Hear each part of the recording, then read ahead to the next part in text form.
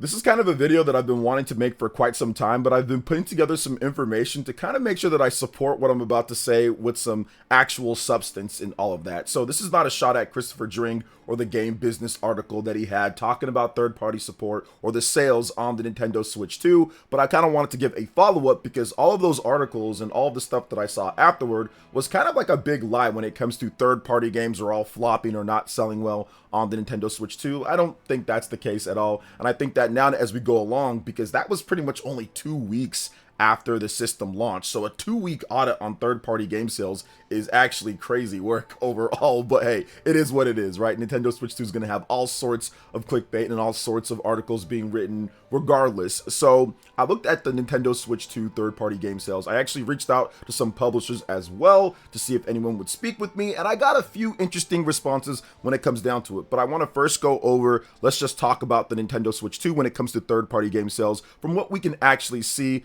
Obviously, the eShop is available for everyone to be able to see at this point. And if you're looking at the eShop going from the bottom to the top, you see actually a number of third-party games. Shadow Labyrinth just got in there at the time that I'm recording this video. Deltarune, Hogwarts Legacy, Street Fighter 6, Split Fiction, Fantasy Life I, Cyberpunk, and Tony Hawk Pro Skater 3+4. The interesting thing here is Tony Hawk Pro Skater 3+4, ever since it was available for preload and purchase and all that, it shot right up to number 1, then it kind of shifted back into number 2 because of Donkey Kong Bonanza. But games like Cyberpunk, Fantasy Life, Split Fiction, and Street Fighter 6 have actually been doing well on the Nintendo Switch 2 and have been in the top sellers for quite some time. And even with games like Fantasy Life I and Cyberpunk, they've actually outsold Nintendo's Legend of Zelda, Tears of the Kingdom, and Breath of the Wild upgrade packs and games. So from what I'm looking at here, based off of the time and based off of what we have on this eShop chart, definitely all third-party games are not flopping like a lot of these articles were trying to come out and say. And once again, I'm not bashing the original Game Business article. They were looking at percentages from first party to third party and looking at it from there, and then other people took that whole thing and spun it into all third-party games are flopping, nobody's buying the games because of game key cards, and all sorts of stuff like that. So this video is kind of looking at it in better perspective and actually going off of what we know and what we can verify overall. Now, like I said, I did speak with a few different publishers, and 2 of them told me that their games have been selling good and they're happy with what's going on. Another one told me that it's been okay, but they're looking forward to discounting it so they can sell more. So when it comes down to it, man, I don't really think that the Nintendo Switch 2 is having a lot of problems or every single game is flopping. What we can actually verify and see for sure, because we've actually gotten more information about this, is a game like Fantasy Life I, The Girl Who Steals Time. That game is getting a native Nintendo Switch 2 cartridge in Japan. There's no way that that game would actually get a 64 gigabyte cartridge, which are very expensive, if it was flopping and wasn't selling well on the Nintendo Switch 2. And we also have verifiable facts, proof when it comes to the eShop charting that the game is doing well because it's above Legend of Zelda, the upgrade packs and all that, and it's been in the top sellers pretty much since it launched, high in the top sellers overall. And that doesn't even include the upgrade pack that people have from the Nintendo Switch 1 game, to where you can buy the Switch 1 game, then upgrade it for like a couple dollars to the Nintendo Switch 2. So you also have to factor that in as well, which is not factored in obviously in the eShop charts here, but is definitely a part of people picking up third-party games on there. Another thing that I noticed with all of these reports too, that most of them did not actually update what was said from Matt Piscatello, who is MPD analyst that does have access to the third-party game sales and what's happening and what he had to say, which of course they didn't update it. But Matt Piscatella said this on Blue Sky about this report when it comes down to it. He said, hate to contribute to a discourse, but third-party share of Switch 2 software in the US is far better than it was during the Switch 1 launch. Third-party unit share of Switch 2 physical software during week 1 reached just shy of 40%. For month 1 on the Switch launch, it was less than 20%. Like, it's far too early to claim best or worst this or that or whatever when it comes to Switch 2. Sheesh, this thing hasn't even been out 3 weeks yet. So that kind of gives you a little bit more context in terms of what I was talking about. And remember, that was back on June 19th, the day that pretty much this dropped overall. It's absolutely, when it comes to the share of third-party sales and things like that, it's been better since then. So essentially clearing up some of the, I would say, false information that people are putting out there when it comes to third party. But before we continue on, please make sure you hit that subscribe button if you're not subscribed, as we are giving away 3 copies of Donkey Kong Bonanza on July 17th. So if you want to have a chance to win one of those, make sure that you hit that subscribe button and check out the link in the description below over to the community page to vote and enter in. Also hit that like button and let me know what you think about this video so far. Another impressive thing here when it comes to third-party games, at least for me, from what I've researched, is Tony Hawk Pro Skater 3+4. That has 2 separate SKUs on there. So it has the original base version of it, then it has the deluxe edition of it as well, and both of those are in the top sales, with the normal base version being number 2 and the deluxe edition being number 3. So clearly there are games that are definitely making some money, making revenue, and doing well when it comes to third party on the Nintendo Switch 2, from stuff that anybody can go look and see overall. And I would also say games like Street Fighter 6 and Split Fiction Hogwarts have been in the top sales now for a while. For a number of weeks, Split Fiction and Street Fighter 6 specifically have not left the top sales overall, and we're above Tears of the Kingdom and Breath of the Wild. So what I'm trying to say here is that as time kind of goes on, we're going to get more and more third-party developers having success as more people actually pick up the system, as we get into new months and people can kind of get paid and refresh a bit, because obviously the system costs $450 to $500 starting out, and if you can only afford pretty much one game or so, you're not going to go out there and buy every single third-party game, especially when they're all full price. You're going to wait a little bit and they're going to pick things up as things kind of go along, and that's what we're seeing right now, and that is the actual truth with the Nintendo Switch 2 when it comes down to it. People are picking up third-party games. I think it was a lie essentially to sit there and say that everything is flopping at this point. Once again, not saying that the original Game Business article or Christopher Dring was lying. I'm saying that a lot of the people that took that narrative and ran with it as everything is flopping, even at that point, that was essentially a lie, in my opinion at least. And now, based off of doing a bit more research here, speaking with a couple different publishers, game developers that were nice enough to speak with me when it comes down to it, so far it's actually been pretty good when it comes to third-party games. Now, is it perfect? Absolutely not. You still have some things that are probably causing some people to not pick up some games here and there. You have the key card situation that some people do not want to buy third-party games on the Switch 2 because of that. I definitely think that there's some truth to that overall. There's some other things as well, like, hey, they didn't give us any upgrade paths, or it's super full priced overall and I can get it cheaper on other platforms that I own. Don't get me wrong, these things are still there, and it's not like those aren't somewhat of a factor if a game doesn't do as well as it could. But just saying the blanket statement that all third-party games are flopping and here's the reason why, or because of this, that's not true in my opinion, based off of what I've researched now at this point. And I think as time goes on, we're going to see more and more third-party developers that actually put out some really interesting and great games on the Nintendo Switch 2, and those games do well, especially when we start seeing some of those unique or even games built specifically for the Nintendo Switch 2. I think that there's going to be a lot of Japanese RPGs that are released in this generation for the Nintendo Switch 2 that are going to do great, or studios that have decided to actually incorporate the Nintendo Switch 2 as their main platform, like Falcom, for example. You know, some of their games, the Ys games, the Legend of Heroes games, I think once those actually get going on the Nintendo Switch 2, we're going to see those games do really well. Square Enix has obviously stated that they're going to do multi-platform development now. At this point, the next Octopath Traveler, the next Bravely Default, these type of games are definitely going to do well on the Nintendo Switch 2 from a third-party standpoint. So it's going to be based off of the content as well. Certain specific styles of games actually sell better on Nintendo platforms. RPGs have always been great, and if you're looking at the Nintendo Switch 2 right now at this point with the third-party games, a lot of the RPGs have been doing good, from Deltarune, Hogwarts Legacy, Shadow Labyrinth just got in there, Cyberpunk, Fantasy Life I. So once we start getting some more of these games that are kind of catered and built to certain genres and specific things that Nintendo Switch 2 fans are going to play, you're going to see a lot of those games jump on there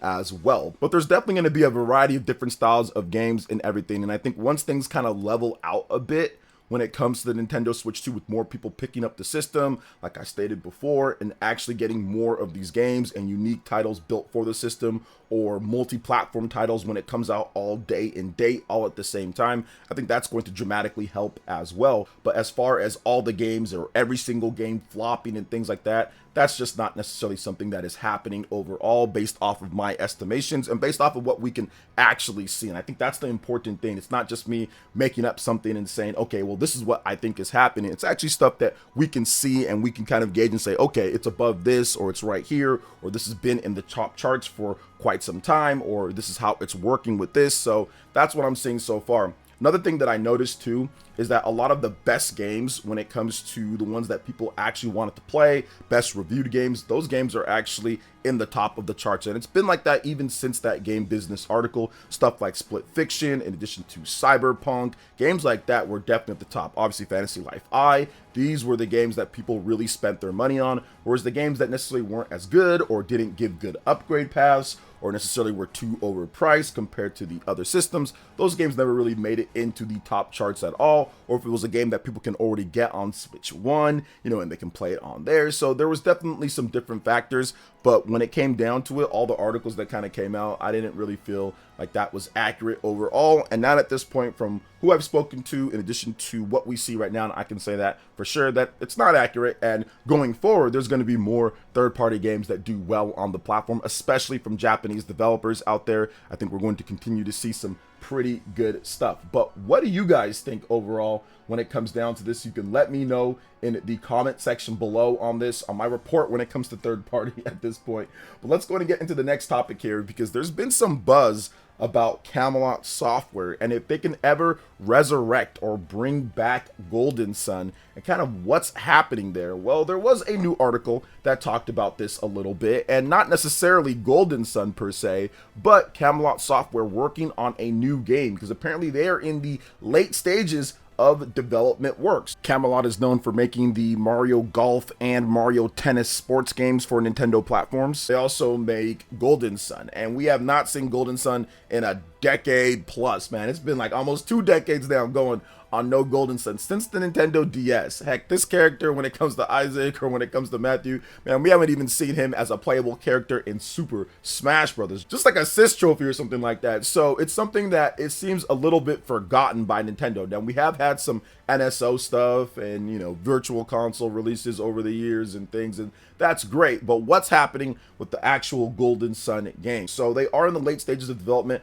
of a game. Once again, they make Mario Tennis and they make Mario Golf, and we don't know what they're working on, but there was some new information that came out as Camelot Software Planning shows signs of late stage development work. Camelot Software Planning technology, and it says Camelot Software Planning employees are showing high interest in Google Tesseract 4K display and automatic image annotation, according to Bomb Bora. And it kind of shows off a bit more there. So technologies their employees are currently researching indicate that regional/localization tasks are being worked, and addition to automated UI testing and UI annotation. Another fun fact is that Camelot Software Planning released 6 sports titles in between Golden Sun, The Lost Age, and they released another 6 sports titles after Golden Sun, Dark Dawn. If they follow that same release cadence, my friends, we are in for another Golden Sun on Switch 2. Now, that is definitely some weird kind of copium at that point. I'm not sure if that's going to be something that actually happens, but I do think that that'd be pretty cool if Golden Sun did happen. Like, a new Golden Sun game is long overdue. People have been wanting that overall, and I think it would just be really good if they were able to actually get a new Golden Sun game and get something going overall when it comes down to it, because it's just one of those things to where it's like, listen, people want a new Golden Sun. The game is great. It's a great RPG series, and it'd be great if Nintendo actually brought it back at this point. But we'll see what happens. Maybe the Nintendo Switch 2 is finally the system that actually gets that done. So what do you guys think about Golden Sun potentially coming back, or even Camelot Software and their new game? Let me know in the comment section below. But let's go ahead and move on to the next topic here, and we're going to discuss the misinformation that happened with NBA 2K26 on the Nintendo Switch 2. So there was some misinformation that kind of went out, and that was partly due to 2K themselves when it comes to talking about the Nintendo Switch 2 version of the game. So the Gen 9 version of the game, that's PS5 and Xbox Series, all of the features, all of the stuff that you would expect, all of those things on there that have been absent when it comes to the Nintendo Switch 1 version of the game, that will be on the Nintendo Switch 2 version of the game. So here's what they had to say overall after the confusion with their initial statement on the Nintendo Switch 2 version. Gen 9 versions of NBA 2K26 will be available on the PlayStation 5, Xbox Series X/S, Steam for PC, and Nintendo Switch 2. So rest assured, guys, NBA 2K26 will be fully featured on the Nintendo Switch 2 overall. So once again, that information was initially false, but yeah, it's all set up here, guys, for this. And I know not everybody loves games like Madden or NBA 2K, and I get that. I'm not a huge fan of Madden or NBA 2K, but I think that one of the things that might solidify the Nintendo Switch 2 for many people as a main platform for them is being able to play all of those games like WWE 2K, NBA 2K, Madden, Call of Duty. These are the type of games that are just the general yearly games that a lot of people do like to buy that sell in the millions. So if you have a platform like the Nintendo Switch 2 that is definitely better quality, obviously, than the Nintendo Switch 1, and you can get a higher quality feature parity type of game, that's going to give people a lot of incentive because you can play the Nintendo Switch 2 anywhere. If you love NBA 2K, or if you love WWE, or if you love Madden,